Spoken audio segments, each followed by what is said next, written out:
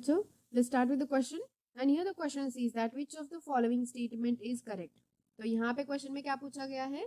Question is asking about that कि out of this 4 statements कौन सा ऐसा स्टेटमेंट है जो करेक्ट है. तो यहाँ स्टेटमेंट में कंपेयर क्या किया गया है?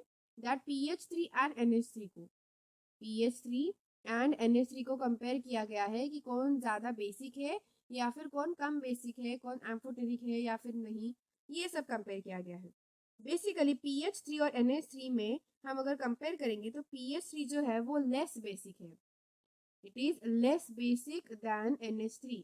तो बेसिकली यहाँ पे होता क्या है कि PH3 जो है ना वो NH3 से बेसिसिटी में कम है. अब बेसिसिटी में कम होने का रीजन क्या है? So reason behind that we will write here कि जो लोन पेयर्स है ना, तो वो लोन पेयर्स रीजन होते हैं. तो यहाँ पे किस तरीके से लोन पेयर का रीजन आएगा? तो जो NH3 होता है, NH3 में जो लोन पेयर्स है ना, NH3 लोन पेयर्स वो कैसे हैं?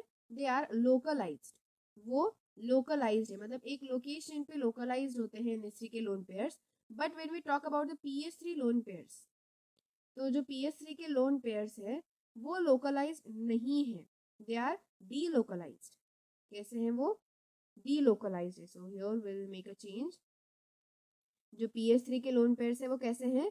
They are delocalized. So delocalized होने की वजह से क्या हो जाता है कि जो फॉस्फोरस में PH3 में जो फॉस्फोरस है वो क्या हो जाता है? बहुत कम बेसिक हो जाता है. So that's why PH3 is less basic than the NH3. यानी कि ऑप्शन नंबर बी में जो स्टेटमेंट दिया गया है वो एकदम करेक्ट एंड ट्रू स्टेटमेंट है. एंड रीजन कि PH3 कम बेसिक है क्योंकि उसके लोन पेयर्स कैसे हैं? डीलोकलाइज्ड है. That is the reason. लेकिन NH3 में नाइट्रोजन के जो लोन पेयर्स हैं वो कैसे हैं? They are the localized one. So that's why option number B is the correct answer for this given question. So I hope you got the answer very well. Thank you and all the best.